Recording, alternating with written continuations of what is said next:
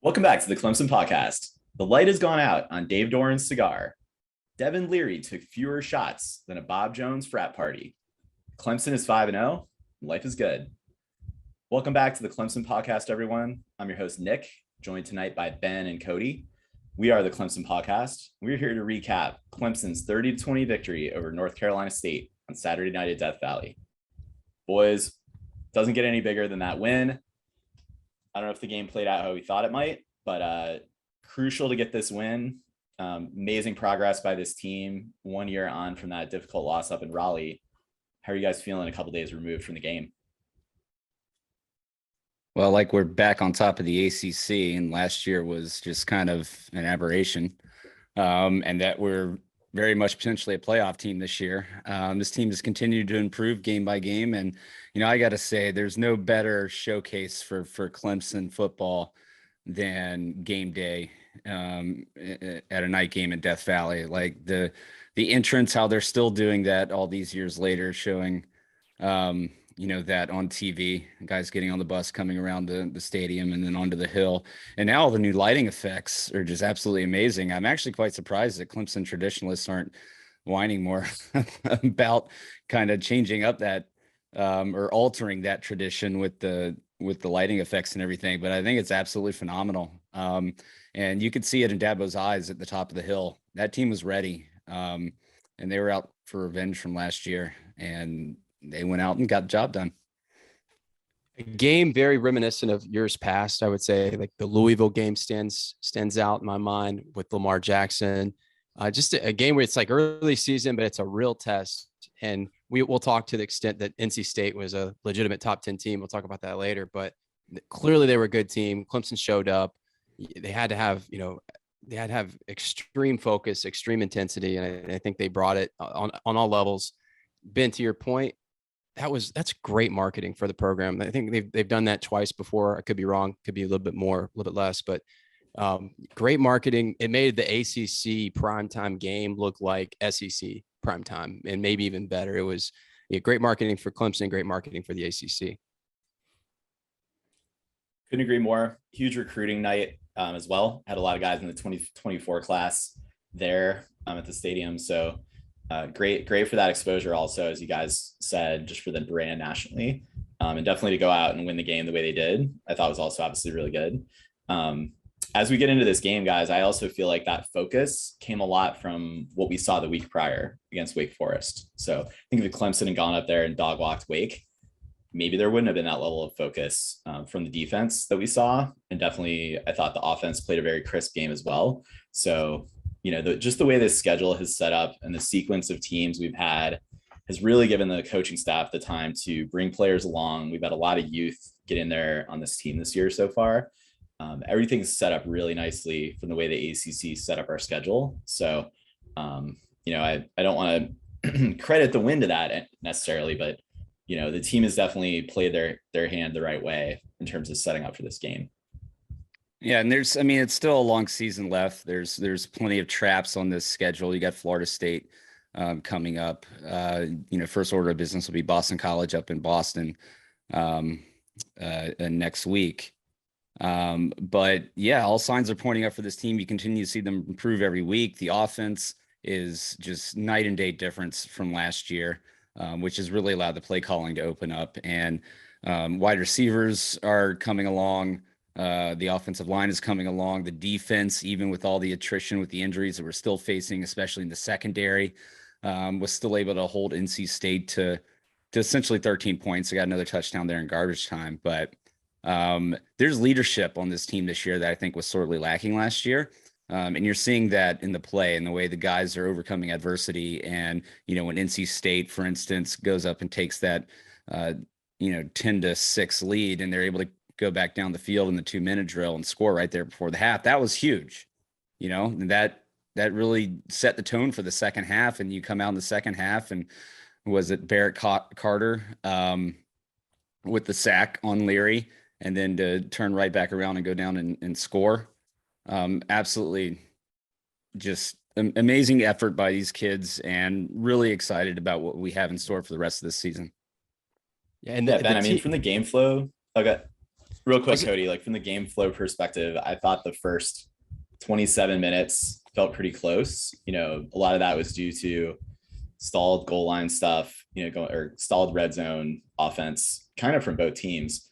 But really it was that like last 3-minute drive of the first half. From there on, it felt like Clemson wasn't really on cruise control as much, but it just did not feel like NC State had any kind of chance in this game. And they did not make the right type of offensive adjustments to try and test Clemson's young secondary, or, really try to find wrinkles to try to get their offense going. You got to credit Clemson's players and coaches for, exerting their will and kind of padding the lead. Definitely didn't get out to an insurmountable lead by any stretch, but I thought it was kind of a tale of two halves in this game. And those like first half jitters a little bit were there, when Clemson stalled and BT Potter missed a field goal. I felt like getting that touchdown on that next series, like getting any kind of points would have been nice, was kind of necessary, but to get that touchdown the way they did was just awesome. Sorry, Cody, I cut you off. No, it's totally fine. I was just going to say the team's still not whole either. Ben was saying, I guess mentioning how things are getting better. Coaching was firing on all cylinders, and the team's still not whole. Primacy, the targeting from Makuba, still have XT out. I think, and the pass rush looked a lot better today, but I think it's going to improve even more. I think you get a little bit of a fall off when you get past the first line starters at DE. So the team, getting better, but has a ways to go. The ceiling is higher. Well, guys, David Hood, was it after this game that David Hood asked KJ Henry, if he thought this was a championship team right now, and KJ agreed that it wasn't? And yeah, I totally agree. I don't think this team goes out and beats an Alabama or Georgia right now, despite what we saw out of Georgia against Missouri this past weekend. But Clemson teams in the past 5 games into the season in the championship runs have not been at peak performance level. And you've got, 7-8 more games here in the regular season, the ACC championship, to keep building that momentum and bringing along these younger players and getting some guys healthy. Now, what is a little bit concerning is we're continuing to see these injury issues that are carrying over from last year. We can't continue to sustain that. So these guys are going to need to come back, man. If they do, especially on the defensive side of the ball, with the way that defensive line is playing, you shore up that secondary, it's going to be hard to score points on us. And now the offense did see Ben. Yeah. The year that came to mind when you were just talking about like through X number of games, none of the natty teams, like natty appearance teams, let alone the champions, really looked to be that dominant at this point. I think when Trevor took over from Kelly Bryant in 2018, once you really hit that like 5-6 game mark early to mid-October, that offense really took off. That whole team really took off and gelled. And that's where you really started to see Clemson winning by like an average of 27 points a game. That's entirely possible for this team. You look ahead to this schedule. So that's going to be one to look for. And I do want to get us into some comparisons coming up here. But yeah, just in terms of the schedule that remains, BC, they're down. They're much worse than I think people thought they were going to be with Dracovic coming back. People enthusiastic about Jeff Hafley. BC's had a really rough stretch to start the season. Looks like they're bouncing back a little bit based on having beaten Louisville this last weekend at home. But Florida State took one, on the chin from Wake Forest. Couldn't really keep up with them. I think they're really in that second or possibly third tier of the ACC Atlantic. Syracuse, Ben, what's that famous line you always use?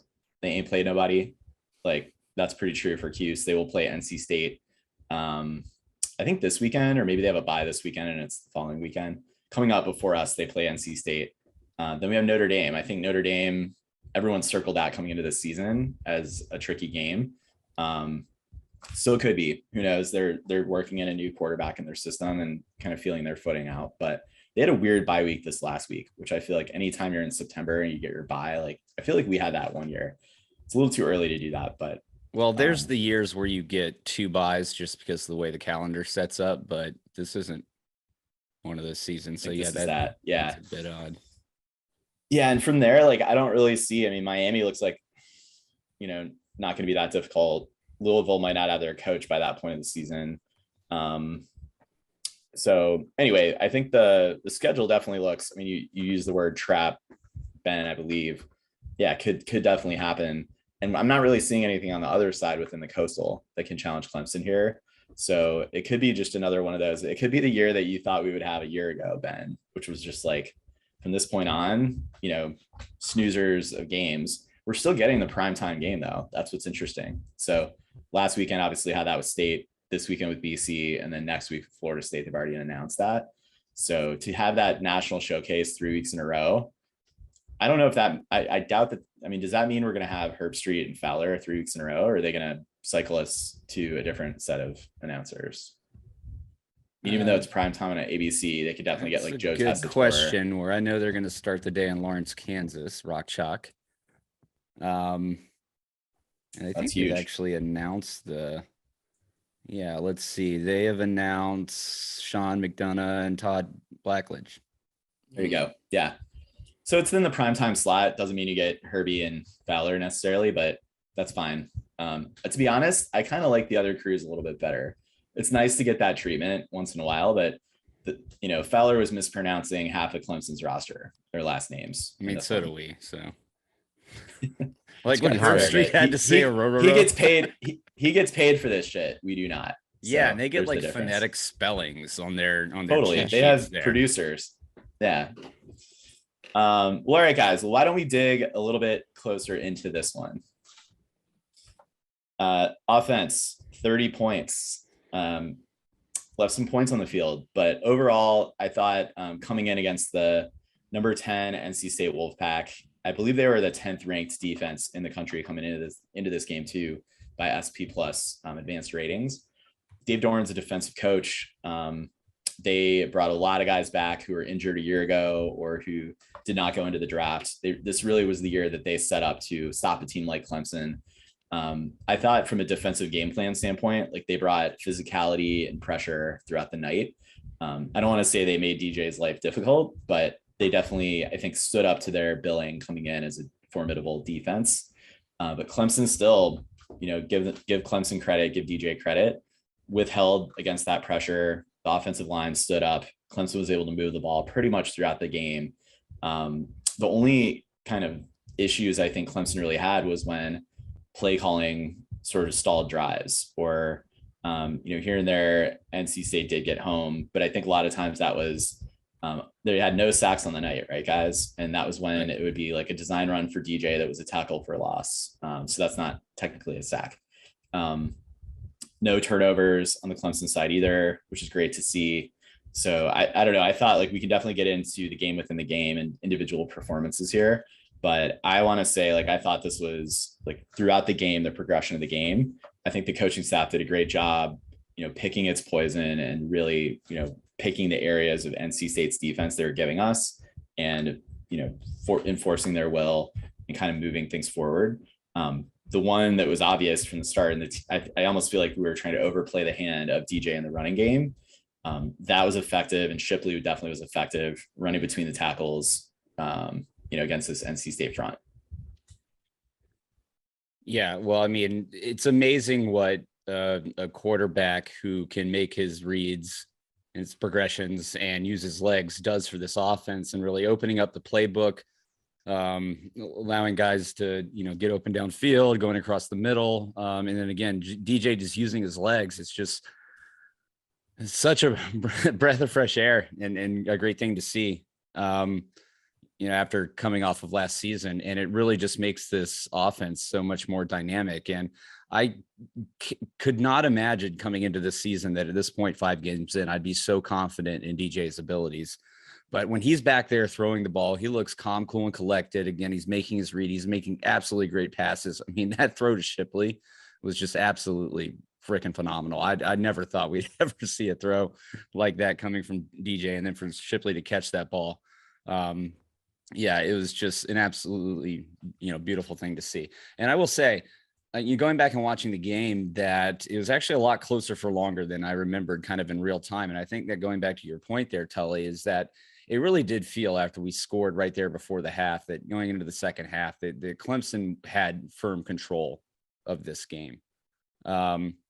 even though we weren't, necessarily going down and scoring the ball at will in the second half there, but we kind of did everything we needed to do. And the defense really settled in with the defensive line getting pressure. But overall, from an offensive standpoint, really happy with the play calling.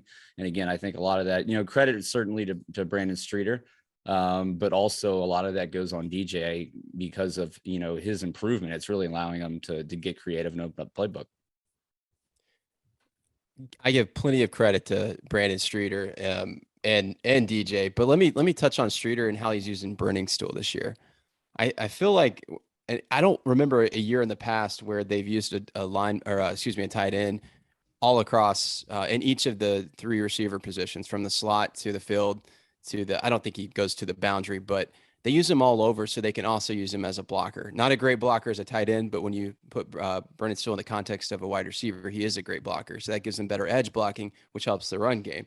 I really like that they've done this with the offense. And I wonder, again, no disrespect to Tony Elliott. He was a great offensive coordinator, but things started to get really just Clemson football, the 5, 9, and the 2, and everybody fits their role. And we just move in pieces interchangeably. And I'm with this versatility and saying, hey, we don't have a lot of great options at wide receiver right now. Some are injured, some are young. Putting Brennan still in there shows like a willingness to adapt and making use of the best parts that you have available. I don't feel like I saw that enough in the last 4 to 5 years at Clemson. Well, and on the offensive side, it's kind of like going back to Shad Morris and his use of Cole Stout, right? And him trying to force on to Cole Stout his game plan instead of playing and play calling to Cole Stout's abilities. It was the same thing kind of with Tony Elliott coming into last season. Like you said, just the 2, 5, and the 9, and we're just going to send guys out there and do the same thing that we've always done. But we didn't have the players at those positions that we've had in years past to be able to make those plays at the quarterback position or at the wide receiver position. So the ability of Streeter to get creative with that and use the tools that he has in the most efficient way is really giving this offense a lot of confidence. And you see it in the guys. And again, it's also the heart of guys like Will Shipley and the vastly improved offensive line play. They had a little bit of difficult time in this game getting off the ball on run plays, at least early on, but then started to wear them down later. And again, just Will Shipley's kind of bruising running style and combine that with Phil Maffa really started to pick up some yards on the ground. And it was a really kind of balanced attack, I felt, all day.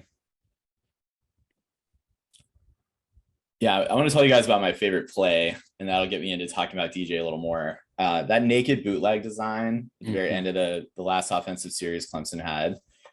Going down, get the turnover, getting a short field. I think getting any points there obviously would have helped seal this game. But the way they did it just, you could tell there, and we now have heard, Dabo drew that up on the sideline. They hadn't practiced that play. Jake Brenning School said that to reporters. You could tell there was a little bit of Dabo petty in that play call, and that he wanted to stick it to Doeren after what happened last year. And frankly, all the way back to 2016 or even before that. But for DJ and Maffa and the O-line to execute that, having never run that play before together as a unit, and to pull that off, it's not like the most ridiculously difficult play to execute, but it was perfect. They bought it hook, line, and sinker. DJ just strolled into the end zone. Like, it was just a great thing to see, capping off an amazing day for DJ. So that was my favorite play. There are plenty of others to pick from. I think, Ben, you're pretty fond of that Shipley sort of wheel route to end the first half. But I wanted to ask you guys just about DJ. We've already touched a little bit on how he looks night and day. He's going through his progressions. With where this season's already come, statistically, I know Cody, you've looked at the numbers a little bit. Like, where do you think this DJ season can end in the pantheon of Clemson quarterbacks? Think of it from a season perspective. Going back, I don't know, last 3, 4, 5 starters that we've had. Well, since I have done some research, I suppose I'll go first. Where does he stack up in kind of the pantheon from we're talking like 2016 Deshaun versus 2020 Trevor or 2019 Trevor? Is that what you're saying, Tully? Yes. Okay. Well, it's still early. The numbers, some of the numbers I looked at, I want like reel them out here on the podcast because nobody wants to listen or that we don't have graphics for the video, but he does stack up statistically. The completion percentage is there. The QB rating is there. Like it's on track with the 2016 numbers of Deshaun Watson. If you recall, he did get off to a bit of a slow start, probably cost him the Heisman. And then 2019, Trevor also got off to a slow start. A lot of interceptions for both. I think only one interception for DJ so far. So statistically, again, the numbers you have to account for opponents, and there's a whole lot of other factors. So I don't want to say by the numbers he's better. The eye test, like why do we even need numbers? Sometimes we can see with our eyes that this guy is definitely, he's looking a lot more like Trevor and Deshaun than he is Kelly Bryant. No disrespect to Kelly Bryant, but I'd say he's more he's reached that level. I know that doesn't really get at what you're saying, Tully, but I think that's his trajectory. Oh. If he continues this trajectory by the end of the year, I think the thing that really set Deshaun and Trevor apart was performance in the playoffs. So that would just be the next level. But from a season number standpoint against not an SEC schedule, let's say it, he stacks up. Yeah, and I mean, to that point, I do want to see him go in against a good Notre Dame defense in South Bend and see how he performs there and see how he may perform in a playoff game against the likes of an Ohio State, Georgia, or Alabama, and those types of defense. Wake and North Carolina State are really good football teams, but they're not those football teams. And so, again, I think this is kind of baby steps for DJ, continuing to build the confidence as the season has gone along. He's not making a lot of mistakes. A couple bad throws in this game, one overshot to Bo Collins there, and then the near interception in the second half. But other than that, he's, dropping balls on a dime and putting them on a rope right to where they need to be. And he's making his reads and his checkdowns. And just that mental improvement in the game itself is something that I'm not sure any of us really had a lot of confidence that we were going to see out of this kid. And lo and behold, it's happening right before our eyes. And again, it's just a complete 180 from last year. And, a lot of that, I think, credit to the coaching staff, a lot of that credit to DJ himself. And really the other guys around him growing up and becoming better as a unit. No interception, Ben, but yeah, everything I agree with other than that. No, the near interception. The near interception. Yeah, absolutely right. Yeah, I mean, maybe to answer my own question, Cody, yes, obviously remains to be seen, but I think the table is set, and there have been enough of these matchups there will have been enough of matchups against quality defenses for us to say, yes, DJ was tested against, at the time in the era, pretty good defenses. I think once you do get through like a Notre Dame, to your point, Ben, or I know Miami looks brutal right now. That's mostly an offensive issue. They're a well-coached defensive unit. Miami sucks. Let's be real. But by the time we face them, they may have figured some stuff out on defense. So I think DJ will ultimately be able to tell, he was tested. Did he stand up to some of the best Taj Boyd years, some of the best Deshaun Watson and Trevor Lawrence years? I think the mere fact that we're asking this question tells you all you need to know about his performance this year versus last year. Guess whose name we haven't heard in a couple of weeks, guys? Cade Klubnik. Yeah. And look, that's fine. We don't need to be talking about him. DJ is the quarterback this year. It's great. There may be a time this season where Cade is called upon, and we hope he's progressing well in practice and all that. Would have been nice to see him get into this game if Clemson had padded the lead a little bit more, but I think he's going to get some reps here coming up against some of these opponents. I mean, maybe Boston College, certainly doable at Florida State. Are we going to be able to pull away far enough from them? Then we got Syracuse at home. I mean, I know you mentioned Syracuse has not really played anybody worth noting. No, but they're 5-0. They're 5-0 too. Yeah, and we know our history with Syracuse here in recent years. So, and then Notre Dame, Louisville, Miami, South Carolina. I mean, he'll definitely get in the South Carolina game, maybe for a whole half. Well, it's important to note that at the beginning of the season, DJ was not on any NFL watch list, but I guarantee you he's taken the NFL's attention, the scouts. I'm not saying he's going to the draft this year, but I'm saying it's definitely a possibility now. We did not consider that at all at the beginning of the season. So that in and of itself, after 5 games, tells you a little bit about how DJ's season has gone. At this point, I would say I don't know what you guys think. some guys come in and they have the 3-year, especially 5-star guys like DJ, that they have 3 years in mind. It doesn't matter if your second year was a complete bust in a whirlwind. If year 3 you bounce back your money year, you might run for greener pastures. So we might see a lot of Cade as early as next year. Yeah, well, and it depends on how the draft class is looking this year too for quarterbacks. That's true. Yeah, people are high on Will Levis. I'm sorry, guys. Like, if you're picking between those two, at this point, I take DJ from a skill set standpoint and performance on the field and pedigree and all that. Cool. Well, any parting thoughts on the offense? I think we kind of covered off. I mean, one position group we haven't really touched on too much is the receiving core. A lot of action from a targets perspective, a yards perspective from the tight end group. So Jake Browning-Stool led the team in yards. Antonio Williams, though, I thought continued to just show that he's the MVP of that wide receiver room this season. He's a starter with no asterisks, no co-starting. You know, he's in charge of that depth chart in the slot.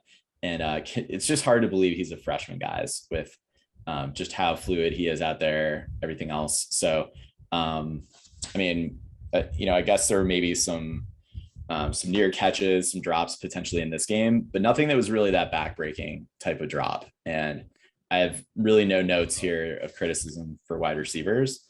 There was one to Bo Collins. It could have been a touchdown. I know they say DJ should have put a little bit more air under it, but that hit him square in the hands. Yeah. Well, that's one where I think he was going for the touchdown, to your point. Like he wanted to stay running. I think he lays out for that. That's a sure catch, right? So, it hit him right in the hands. Like it hit him in both hands. He should have caught that ball. Like, sorry. What part of his body did it hit? What's that? What part of the body did it hit him in? In both hands. The things he's supposed to catch the damn ball with. No, it's been interesting to see the evolution of kind of this wide receiver core this year. You know, guys kind of moving all over the place. You've got EJ Williams figured to be have a prominent role in this offense, and he's kind of fading towards the back as guys like Antonio Williams and Adam Randall have come in. Obviously, Dakari Collins is leaving. But yeah, I think we do have the makings here. Again, DJ continuing to put the ball in the right spaces. I think the one real weak link for this receiving core right now is winning the 50-50 balls, and we're just not doing that right now. Joe Ngata is having a hard time going up and getting balls. He kind of has stone hands when it comes to that, or maybe not the greatest focus watching it come in. But 5 games into the season, let's just continue to see that improvement there. And, maybe we tried to fire Tyler Grisham too early. As fans were want to do that, but just continue to see improvement, and that's been exciting. And then, again, a part of that too is the tight end usage. Yeah, if you told me that Browning-Stool and Antonio Williams would be our top wide receivers this season, I'd be like, oh, that's a little bit alarming. Because coming into the year, I really thought it's going to be the Collins twins, and I know they're not twins, but Bo's had a fine season. Are you sure about that? Well, usually twins don't separate this quickly. Were you there, Cody? I can't confirm or deny, but one's in Georgia, one's in California. So Bo Collins is having an okay year. He's having a good year by his standards. I think he would probably agree. He could be playing better. It's not even that he's had a drop or two, because every receiver has that. It's just, you see talent, he's got a little bit more there. To your point, Ben, I don't know if I'm going to see him become Terrell Owens this year. I just don't know if that's in his makeup. So, why Dakari left, we didn't really touch on this last week. We don't have to talk about it too much, but the opportunity was there. So, like, when Dabo was asked why he left, Dabo just started laughing. Like, he didn't have anything else to do. He's like, I don't know why he left. He could have played. There was room to play. Because EJ hasn't stepped up, probably because of injury. And then Adam Randall looks like he might be the one wild card where he might, transform the unit by the end of the year, because right now I don't see anyone else that could. Drew Sweeney. Oh, I'm sorry. I completely forgot about Drew Sweeney. Okay, Kathleen Smith. I mean, I want to ask you guys, like, let's say Clemson makes the playoff. Let's say we face off against Ohio State. They jump out to a 24-6 lead. I mean, does this team have a receiving core that you see living up to that challenge, where we can push the ball downfield with not a lot of clock left? What needs to develop on this team for us to be able to feel like we can overcome that? Well, I think you saw that ability in the 2-minute drill there at the end of the first half. I was saying, let DJ loose, let him start throwing the ball. And lo and behold, it worked. I think we have to have confidence in him. He's going to put the ball in the right places. Again, you do have all these different types of weapons. You got Shipley out of the backfield. You got the 2 tight ends that are solid, and plenty of other guys at the wide receiving group that can get open and can catch the ball. So again, I think just consistent progress over the next few weeks is what we need to see. And the cream will rise to the top. Well, Tully, I think the situation or the answer to your question there, how do we get back and compete in these big games, particularly if we fall behind a big time opponent? I don't think it lies in the wide receiver room. I think what has the higher likelihood of helping this offense become elite is the improvement of the offensive line. You saw it a little bit in pass pro. I thought they did a tremendous job keeping DJ healthy against like you said, Tully, a good defense.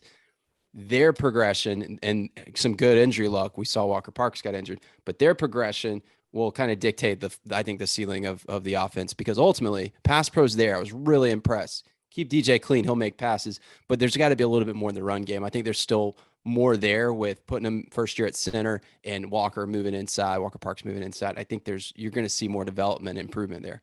Yeah. When you got to remember Blake Miller out there at right tackle too. True freshman. He got chewed out by Dabo one time in this game, but came back and had some really great blocks. That kid's going to be a monster. And I think, again, as this offensive line unit continues to gel as the season goes along, I don't see any gaping holes or gaping weaknesses that we had last year. Well, Blake Miller definitely wants a piece of Ohio State. He's from Strongsville, Ohio, chose Clemson over them. That'd be a great outcome for us. Yeah, guys, I think I agree with your takes on pass pro being critical. This team's showing some improvement. I think getting that protection from the running back room is going to be what enables Clemson to stay in those games and have a shot in a playoff matchup. But I do think you need some emergence in that wide receiver room. And for Bo to, make those catches, or Antonio Williams, there was one at the I don't know. There's opportunity for improvement across the board in route running and pass catching from these guys. So what's nice is now, just from the season perspective of winning the division, which remains the goal, they will have a couple defensive tests coming up. But this is really the time where, they can treat these games not like, a game script to win the game, more like, hey, let's take that 2-3 series in a row, like we saw against, I think it was Louisiana Tech, and let's just throw the ball. Let's throw the game script out the window. Let's focus on throwing the ball. I think you're going to see some of that start to play out even as soon as this weekend with BC, probably against Florida State. It's going to return to, we got to take care of business. We'll see about Syracuse, but I think there's enough games left for developmental opportunity on this offense still. Yeah. But we like what we see, and yeah, go ahead. I think just with all the weapons that we've been talking about, the more wide receivers you have stepping up and being effective, the more likelihood one of them is going to come open because they're not being paid attention to. The more you can open up the run game, the more that frees up the passing game, and then DJ using his legs as well. So I think it's going to be a combination of all these things. It's really going to propel this offense kind of to the next level.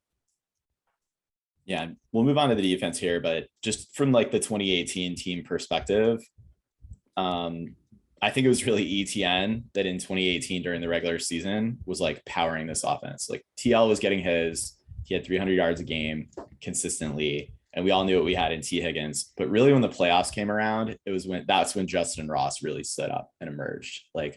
We know in 2016 the role that Jordan Leggett and Mike Williams played in that team, and even Deion Kane with some critical plays.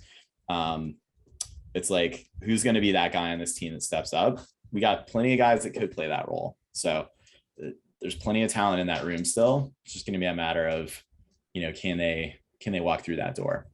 I don't see a Higgins or Ross yet. I see a guy in the slot. Yeah, a guy in the slot. Adam Randall. He could be the man. Bo's pretty solid. I don't know. We'll have to see. We talking 2018 Justin Ross? We talking 2020 Justin Ross? Because I think we have a couple of those, but 2018. Okay. That's what I was talking about. I know, I'm just joking. We won the Natty that year, Cody. Let's move it on to the defense.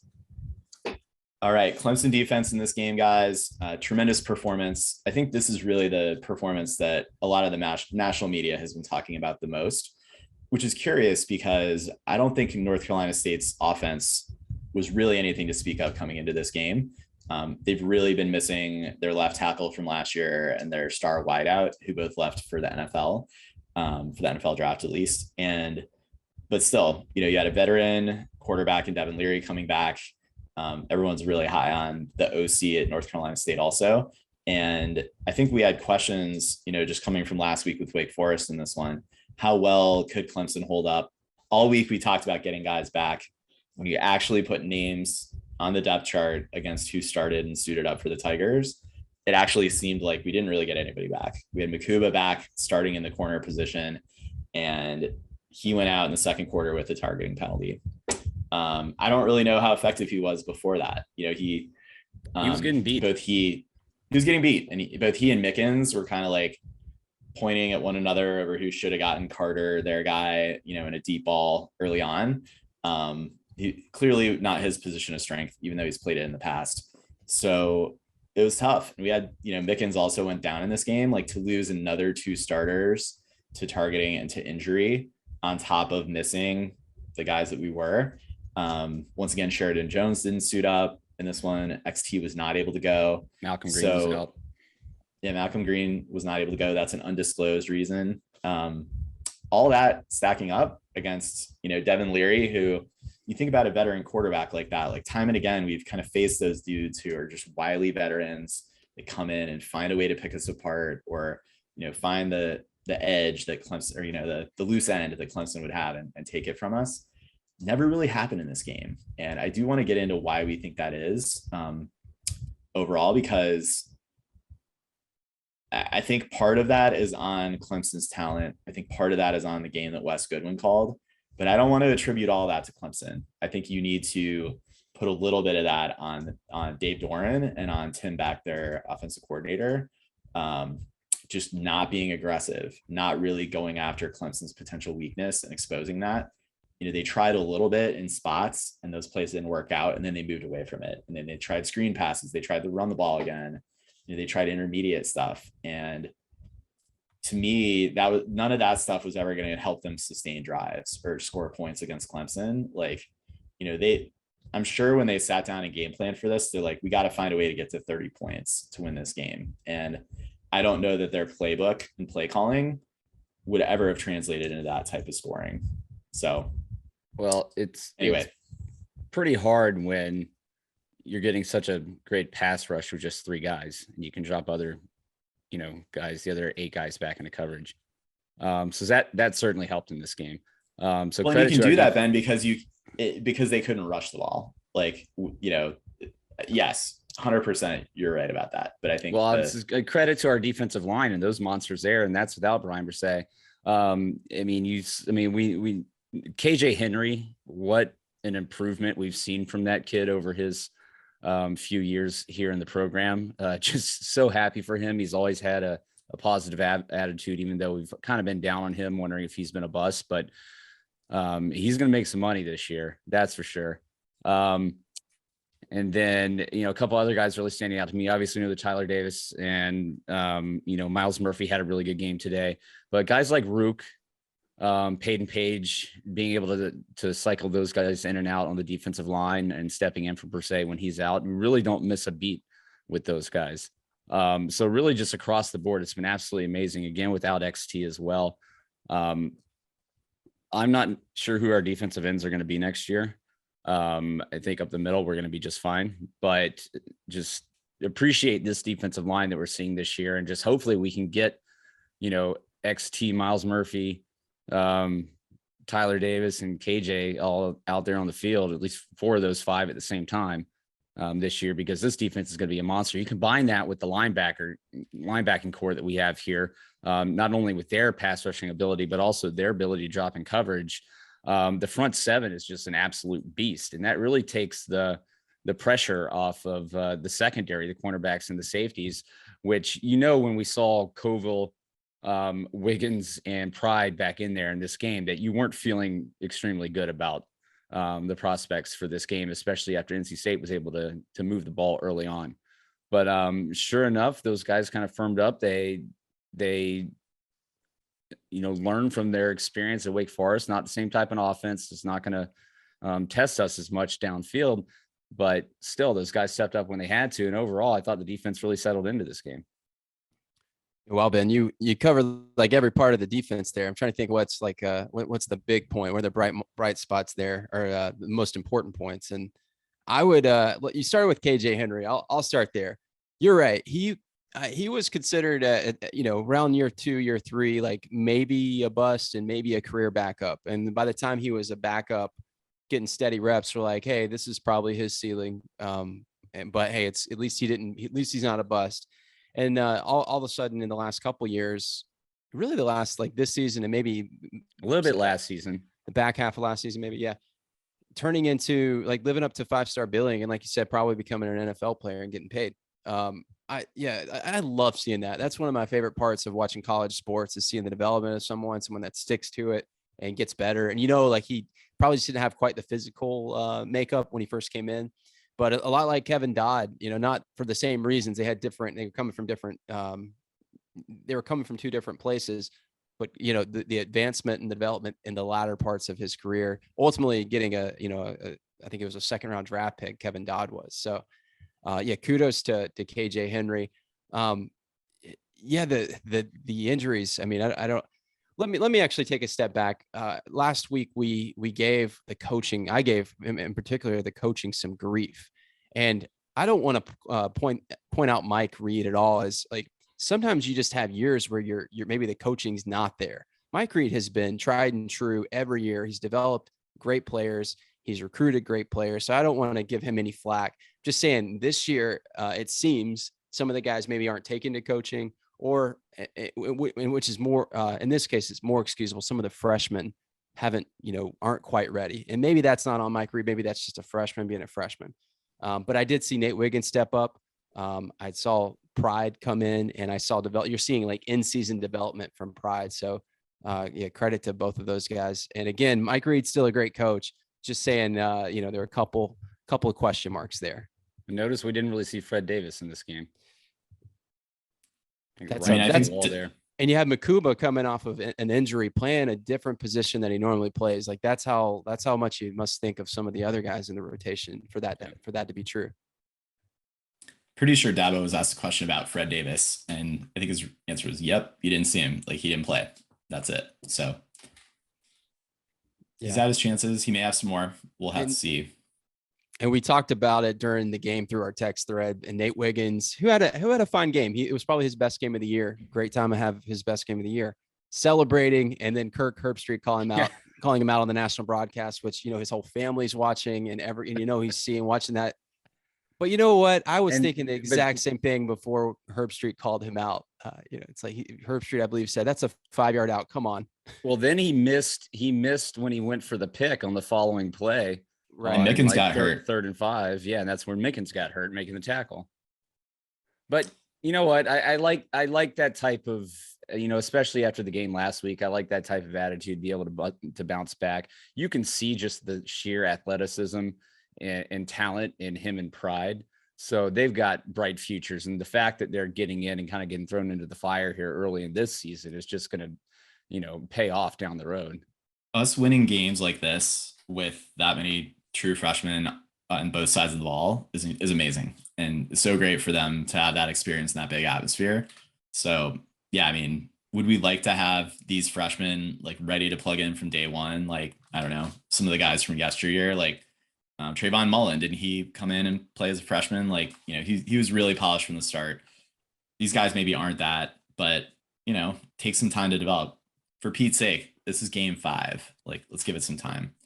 Let me ask you guys this. Is this the best linebacking core you've seen in this era for Clemson? Yes. Not just in terms of athleticism, because it's that in spades. But I think it is. They just cover so much space. It's the only other Dorian, O'Daniel, erasure. I'm just saying, but go ahead. Now, the only other unit that's comparable, it's because it's the one that had Isaiah Simmons in it. And that's only because Isaiah Simmons was in it. Yeah, and that was Tony Stewart and Stephon Anthony. That unit was really good as well. These guys are just different animals, though. I mean, Yeah. It's just absolutely amazing watching them fly around the field, make the hits that they're making. They're, always in the backfield harassing the quarterback or out in coverage, making good plays. It's really been a pleasure to watch them this year. They're only going to get better. Yeah, I mean, both those dudes would start at Georgia and at Alabama. Like, maybe not to displace Timmy Anderson, but just about everybody else. So glad they're at Clemson.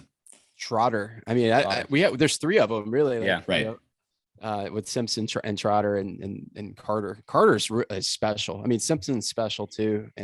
Yeah, all three of them, frankly, could be first round picks. I hope Simpson comes back next year to play defensive end, though, because we're going to need him there. That's a joke. Yeah, I mean, there's still more we need to see, guys. Like, NC State came in, their offense was ranked in like the 40s, something like that. Like we mentioned, they're down, they're lacking playmakers this year. They're lacking a run game.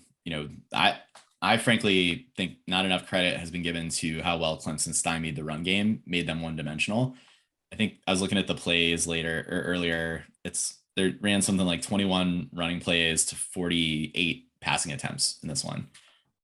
That's the kind of lopsidedness that I can get behind, from a defensive showing that Clemson did. So, again, like, you felt it throughout the game. They really couldn't take the top off this defense, which was crazy because I don't think they tried to do that enough. They did it, demonstrated it early with that deep ball to Carter that kind of fit right between Makuba and Mickens.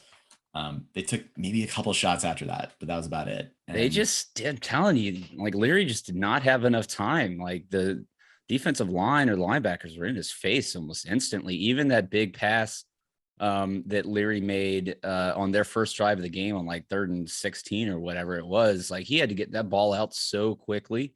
And credit to him for doing so. And he put that ball. Yeah. KJ blew that guy up and somehow he got rid of it. Yeah. The home field advantage, the guys clearly had more energy. Like, Miles Murphy had a motor like I've never seen, and KJ on the other side, Tyler Davis in the middle. Like, you're right. Like, they were getting after him. They didn't have that on the road against Wake Forest, unfortunately. That's slow. Well, they better bring it to South Bend. Well, to sleep. That's right. Hope they bring it to South Bend. Guys, I guess, we kind of touched on Wes Goodwin. I thought he made very good adjustment coming off the Wake game. NC State's coaching definitely helped us out some. And, you're right, Ben, like, how much do they really have available to them to go get, from what this defensive line was giving them? But either way, I want to say, I thought Wes Goodwin played a really good game, or, called a really good game, had a really good game plan. He did not play a really good game. To my knowledge, he didn't suit up in this one. But no, on a day when you saw Brent Venables' team allow how many points? 55 points, like 700 yards of offense, to see Wes Goodwin, have kind of a vintage BV defense type performance, was pretty great. Maybe it was a vintage Wes Goodwin type defensive performance. It's apples and oranges there. Wes Goodwin had BV personnel. BV did not, to be fair. But yeah, it's really kind of goes into the theme of the season. Like, we're watching all the coaches grow up as well. It's the young coaching staff, a lot of inexperienced guys. So just like the team, they're going to need a few games to get their footing, and then we can just really watch and monitor for improvement there. And I think we're starting to see that on both sides of the ball. And I will say, just kind of taking a step back and looking overall the last two games, I think what hasn't been talked about enough is that Clemson's left some points out there, or at least the potential for some points, by shooting themselves in some foot with some really killer penalties. 9 penalties in this game, 10 in the Wake Forest game, both for like close to 100 yards. We can say all we want about the officiating,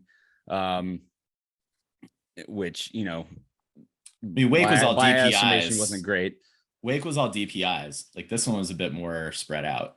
We had mostly fucking special team penalties in this one, on punts and kick returns. There was some on offense too. They really kind of set things back. But even on the special teams, the one punt return, I think by Will Taylor, right, where there was a block that took us back to our 40 when it could have been on their 40. again, these, 10 turnovers a game is 9-10 turnovers for 100 yards is pretty high. So again, as this young team continues to mature, you start to see them cut down on some of these mistakes. That's another thing that could really be holding them back from opening it up. Yeah, or that lose you a game against a formidable playoff caliber foe. So, well, we kind of already did our special teams recap just there, but we can move on. BT Potter, super reliable outside of the one miss that I put more on Drew Sweeney, the holder, than BT necessarily. And then finally we got, some decent yardage out of a kick return with with Will Shipley. And you mentioned the Will Taylor punt return. Both of those were negated by blocking the back or holding penalties. Punting still is a little bit of a mixed bag with Aiden Swanson. I thought there were he drew that one flag that kept the drive going that I think resulted in a field goal, guys, early on. Maybe that was the second field goal. But yeah, like across the board, I would say Aiden Swanson, there may be likely not come a time during the regular season where he's got to play his best game. That is one where you just want to see him make improvements week over week. I mean, it averaged 40 yards a punt in this game. And, in college football, you'll take that. So I actually just realized this game he was left-footed. Maybe that's what screwed him up on the running into the kicker. But no, I think he's been solid for the most part this year, especially coming in as the first year punter. BT Potter, Mr. Reliable. I mean, yeah, I think that one kick was an anomaly. You feel really good when he goes out there. That ball shifted in Drew Sweeney's hands after he placed it down. So I'm like you, Tully. I tend to put that more on Drew there. But yeah, overall, I think the special teams. I mean, the most you can ask. Well, the most you can ask for special teams is actually be game changing. We don't necessarily need that from our special teams. So I think the least you can ask them is not to screw things up. and they tend to do no harm. Yeah, they tend to do that or not do that pretty well. Cody, I know you got deep special teams thoughts. Let's hear it. No, nothing. No. BT Potter is when he kicks it, sometimes you're like, oh man, that looks like an NFL kicker. And I think that's because they kick it like it's good from like 60 and it's right down the middle. It's like, oh wow, this guy's gonna get paid. He can do it from 60 though. Yeah. So yeah. They don't always get that opportunity. Yeah. It's the kind of thing that gives you a margin for error. In a down game, he can win you a game that's a flop, a potential trap game. So we're really lucky he came back. What's nice is Robert Gunn III is going to be his successor. That dude's already on the roster, learning from BT. They get to spend the whole day in practice kicking balls together. So maybe they could spend some time with the punter. Love RG3. Cool. Well, guys, important victory here. 5-0. Last 2 weeks, I think, are going to be the toughest tests of the season. Notre Dame will definitely be a tough test. And then you got an ACC schedule after that, plus South Carolina. I mean, I want to ask you guys, like, after this stretch of the season, we're kind of at the, I don't know, not quite to the halfway mark. Are you recalibrating at all your expectations for this team, the ceiling, where you think this team can go? I know neither of you guys were on for our season preview show, but just going back to where your headspace was in August, where are you at now as we're into October? I think at the beginning of the season coming in, I would have said, I'd probably say winning the ACC championship would be a success. Now I'm feeling like going to the college football playoff is I'd be disappointed if we didn't make it. At this point, looking at, who we have still left to play on our schedule, how the ACC is looking as a whole, and the way we've seen this team perform and improve as the year's gone along, and certainly over last year. So yeah, I think my expectations have changed, and a large part of that is due to just to how well DJ has played. The defense, I think, is what we expected it to be, minus the injuries, of course, and we all expect the secondary to improve as we start getting some guys back and these younger guys start to grow up. But yeah, I'd say playoff or bust right now. Do I think we stack up against Alabama, Ohio State, and Georgia? Not necessarily, not at this point, 5 games into the year, but once we get to the 14th game, maybe. Well, I wouldn't even put Ohio State in that category quite yet. And then Michigan had their issue with Missouri. So anyhow, Georgia with Missouri. Who did I say? Michigan. Michigan. I'm sorry. They're on my mind. I'm like, they should be in that same slip.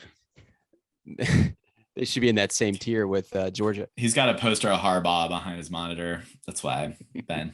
That's why. Got the Deshaun Watson helmet and Harbaugh khakis hanging. You can't see them right now. But no, so of course, I heard them every day. So how do we stack up? How do we recalibrate after so far what we've seen? Huge shift, more so than any other season. I mean, granted, we usually come in with the expectation of at least making the playoff over the last 6-7 years. I came in like you've been thinking the ACC championship would be a good goal. And if we made the playoff, that would be great. I wouldn't expect to win a game. Now I'm getting in the position where, I do. I think we should be able to make the playoff. And I think we are good enough to win a semifinal game. Are we a championship team yet? No, only because there's so many things that we haven't seen yet. And that's the secondary getting back to good health. That's a full defensive line with Brissy, XT, Tyler Davis, and KJ all playing, and Rook all healthy. And and the linebackers really coming into their own. Like it has a chance to still be a special defense. And then of course the offense is just doing something we haven't really seen. They've slowly progressed game by game, and we're so used to more of a clunky, good product, but not necessarily consistent. Save it for the end. But so far, this has just been kind of a linear improvement, game by game with the offense, and that's a lot. Again, thanks to DJ. The ceiling is very high. It's not. I'm not willing to say it's 16 or 15 or certainly not 18. But it's getting there. It's getting to where it's like I think I could see this team winning a championship. What are two things? 5 months from now, Clemson's a natty champ. What are the two things that improved between now and then that got us over the hump? What are the two keys to that? Both lines of scrimmage is what I would say. Offensive line improving even more, getting stronger in the run. Defensive line coming back healthy and being more disruptive with tackles for loss and sacks. I would say the offensive line and the secondary. Like I think the defensive line, again, I think the front seven is there. I think we got the depth across the defensive line. We've already shown that. So yeah, definitely for me, the secondary coming along, getting some guys healthy, and then offensive line improving to the point. The pass pro is good, and it was pretty decent last year, but need to get more of a push in the run game, open up some holes. I mean, in 2022, to win a natty, you have to be a high-powered throwing offense. Like you just have to. We are going to face at least one of those, if not two, in the playoff. So I think you're right, Ben. Like the ability to limit that, or at least not just get completely exposed, is critical.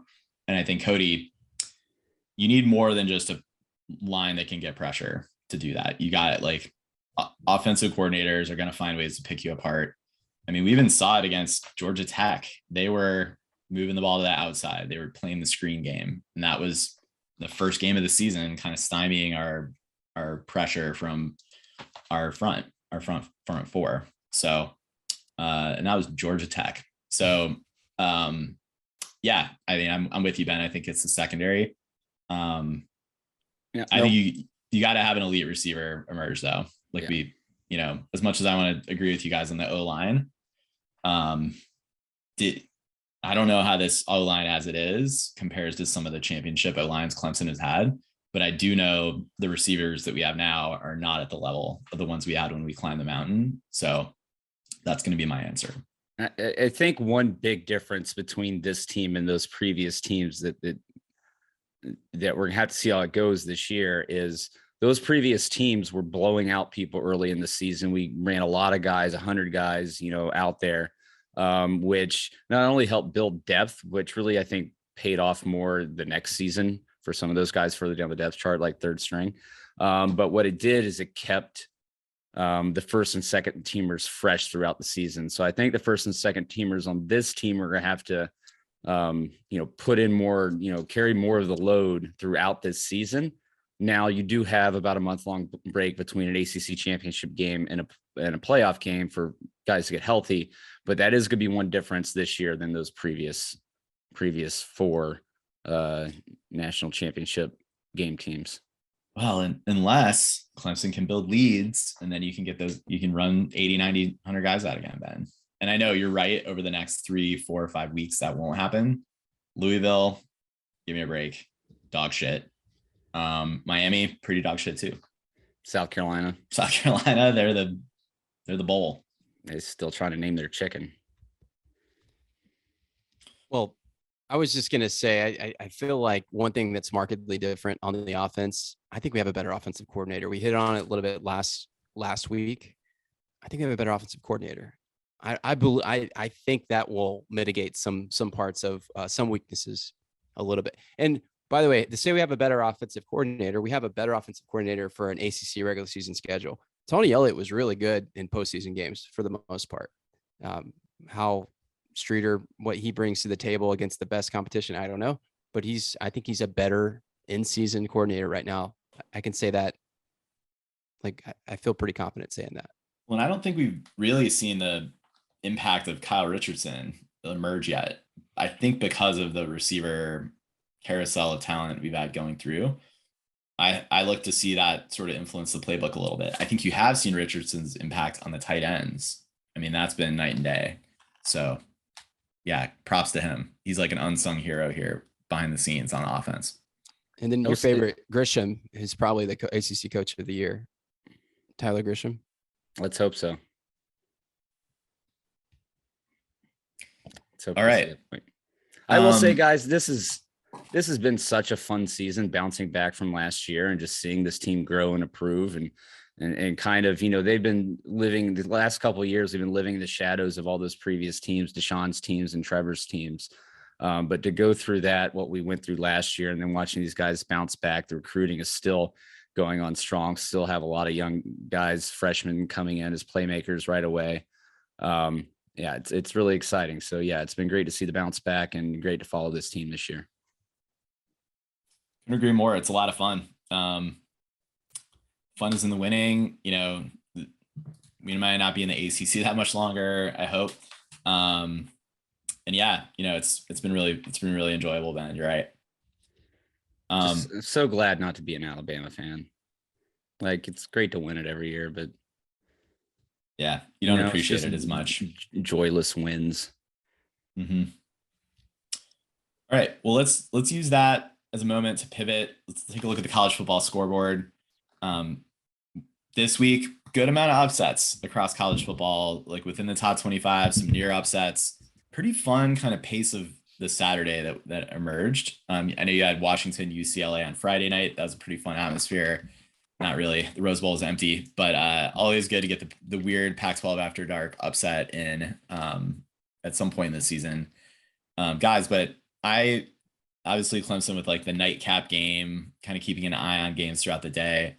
The ones that obviously were top of mind for a lot of people were Georgia, Mizzou, and then Alabama, Arkansas. Like both of those top two teams in the country were down at points, or I'm sorry, Arkansas never went up on Alabama, but they threatened late in the third before, and that was right around the time that Bryce Young went out with a shoulder injury. Yeah, it was 28-23 it got within. Yeah, and that was at a point, Ben, where there were like weird turnovers from Bama. Arkansas ran like a sneak onside kick that Saban wasn't ready for.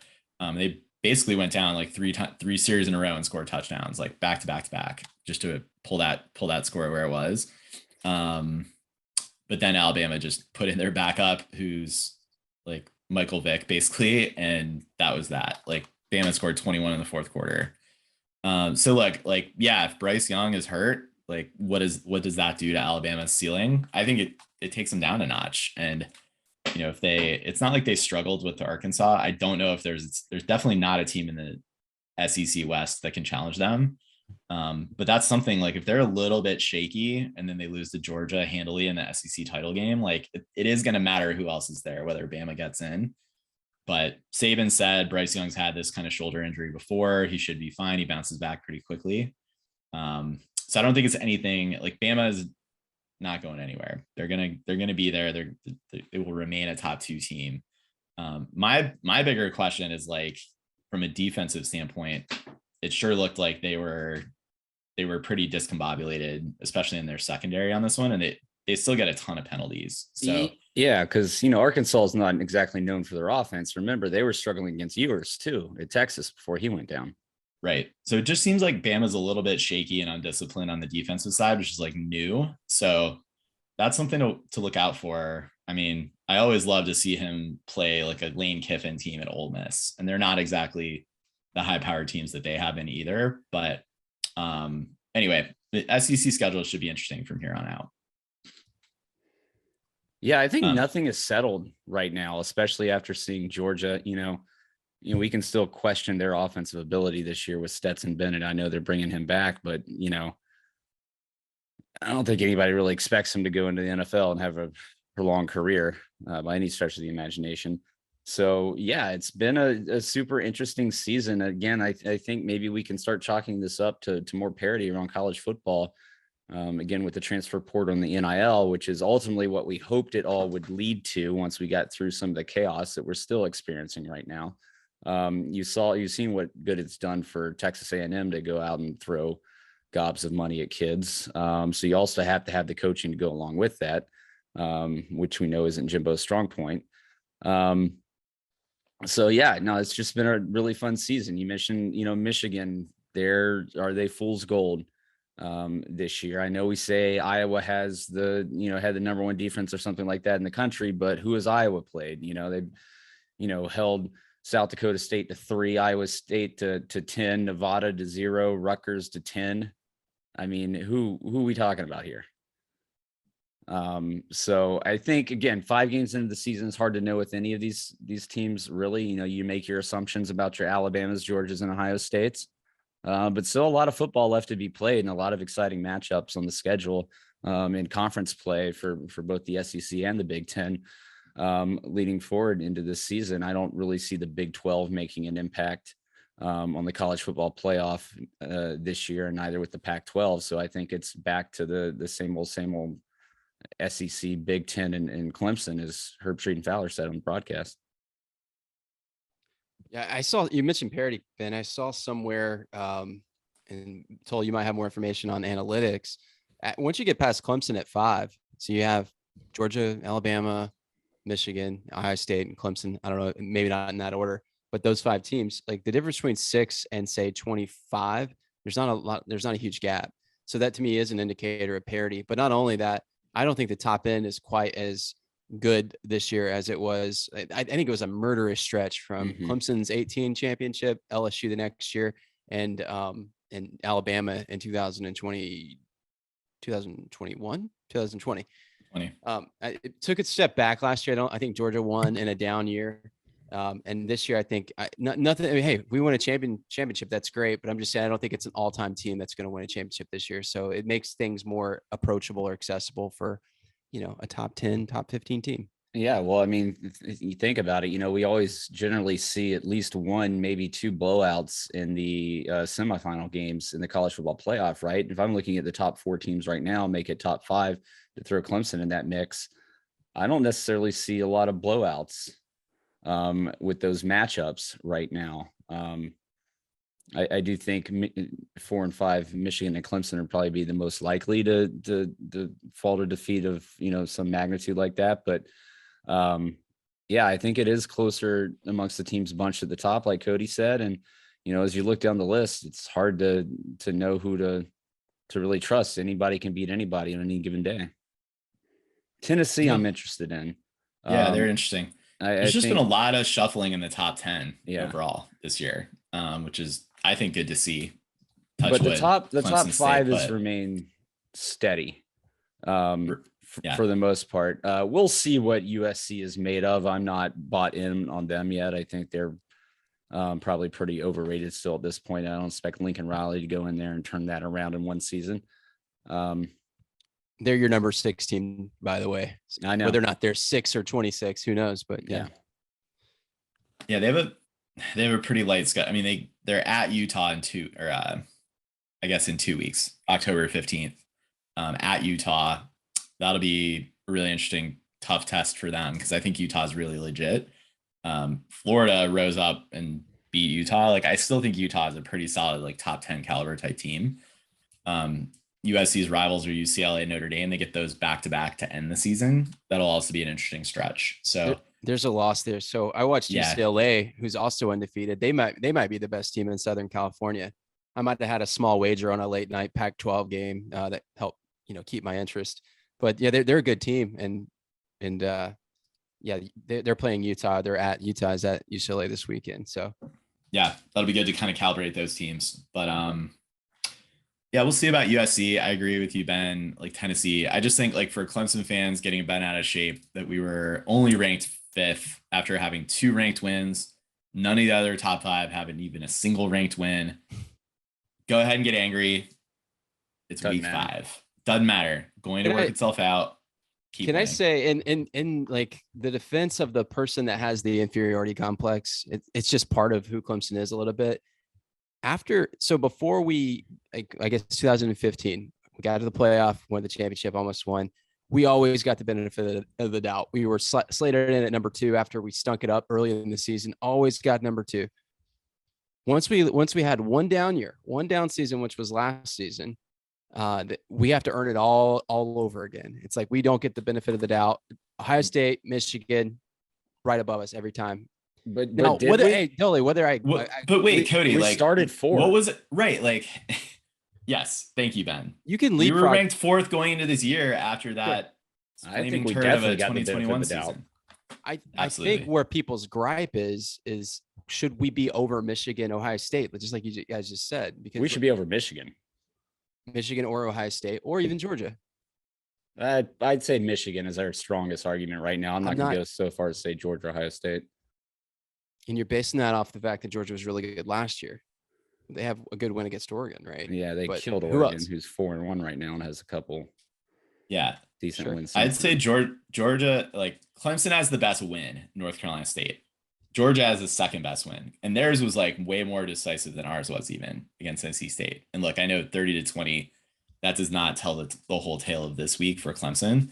Still, I think Georgia has like the best win of the top 5, call it. Okay. Ohio State barely beat Notre Dame. That's pretty mid. Right. Yeah, so put Georgia aside. Just look at Ohio State and Michigan. Should we not be ahead of them? I think we should, but who cares? Doesn't matter at all. Hey, do you think a recruit is going to be like, I was going to go to Clemson? No, don't do that. 5. Don't do that thing whether or not it matters right now, because that's not the argument. We all know it doesn't matter. It's just for argument's sake. And that's why we have podcasts and such. We know it doesn't matter, and I don't care. But the point, sounds like you do. No, I don't. I'm just making an argument on behalf of the people that like do kind of feel like perplexed when they see we're at 5 and we just beat NC State, and we did it, pretty decisively. And, we don't overtake Michigan or Ohio State. To me, it just is like, okay, it's a little bit of laziness on the part of the AP. Go watch some natty highlight films. It's great. Wait a minute, but you guys haven't answered my question. Your retort was, it doesn't matter. It's like, no shit, it doesn't matter. But are we better than Ohio State or Michigan? What you've seen on film? What do you think? We're better than Michigan. I don't trust Spid's opinion on anything related to Michigan. So I need Tully's like more level. We were better than Michigan last year. You're not gonna like my answer, Cody, but I'm gonna default to what advanced rankings say, and I think Clemson's actually like 6th, maybe nationally in the composite advanced rankings. Like who's 5? Kansas, USC, might be Kansas. I mean, this is great. This is great podcast material here as we surf the internet for advanced stats. But Sully, by the way, I think I saw Michigan play on Saturday. I think they're better than Clemson. I haven't seen Ohio State play. I mean, so I'm just demonstrating that I can argue from both sides, but I think it's a fair, like, it's something to consider. Like, are we better than Michigan or Ohio State? That's all I'm saying. Okay, this is hilarious. I do not agree with this. Wait a minute. Could this possibly be true? Clemson is 13th in the composite advanced stats rankings. Georgia, Alabama, Ohio State, Michigan, Oklahoma 5th. Like, look, yes. I don't know if this is updated through this last weekend. It can't be. No, and especially not after like the K-State game. And then after that, you got Minnesota, Penn State, Utah, Ole Miss, Tennessee, Texas, and LSU. Like half those teams are not better than Clemson. Like, but a lot of the advanced stats have to do with like on this down and distance, can you get your yards, or can you prevent the other team from getting their yards? Like it is, and how good was that offense against the same type of situations? Like this is how you calibrate across opponents. Listen, I don't need math to tell me what my eyes see. Okay. It sounds like Charles Barkley. I love it though. I kind of agree too, because Clemson is really hard for the analytics to peg because of how they rotate players. No, like, and Georgia Tech algorithms. Right. And I don't even know what an algorithm is. Yes. Like Clemson is not like overexerting itself to get every last inch that was available to it, right, on these plays, but doing enough to win, like that's a hallmark, I think, of Dabo teams. And yeah, so I don't know, Cody. Like, I think the point being is there's no clear cut. It's not nearly as clear cut this year as it's been in years past. Like, again, I think anybody in the top 5 or the top 25, we could go up against, especially on the road, and certainly lose to them right now. Yeah. I think the quality of that, like, I'll call it like the third tier of teams has definitely elevated. And maybe you're right, Cody, the top tier has, declined some.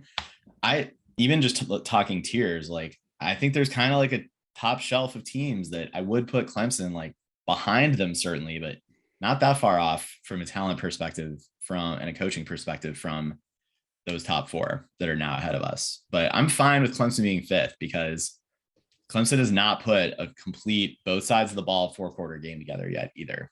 So, and we've been hurt. I agree. And part of, what the analytics can't quite capture is growth over the course of the season, right? Or did they is there a recency factor? They do make adjustments for that as time goes on. Like a lot of in the first 4 or even 5 weeks, a lot of it is based on preseason rankings. We'll have like an overarching effect on the total number that comes out. But over the course of this season, actual recent results will trump that. Okay. I don't want to talk about this anymore. My brain hurts. Let's move along. Well, how about what are you guys looking ahead for this weekend? I mean, I don't think there was that much movement around Clemson in the ACC. Like we mentioned, Wake got the win. I agree that makes Clemson look better. Clemson's performance last week, where they went into Tallahassee, took care of business. Wake is going to continue to be ranked in like the top 15 or so. They went down and put up 31 on FSU. FSU has a good offense.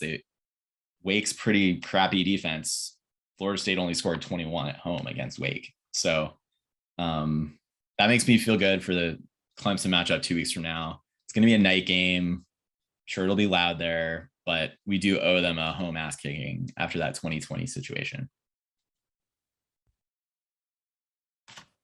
How about this weekend? What are you guys looking ahead to? I think this Tennessee LSU game is going to be interesting. LSU has bounced back. They have a win over Mississippi State. To be 4-1 at this point in the season. Tennessee goes on the road there to Baton Rouge. So that'll be a big test for Tennessee. I think we'll come out knowing whether or not they're the real deal or not.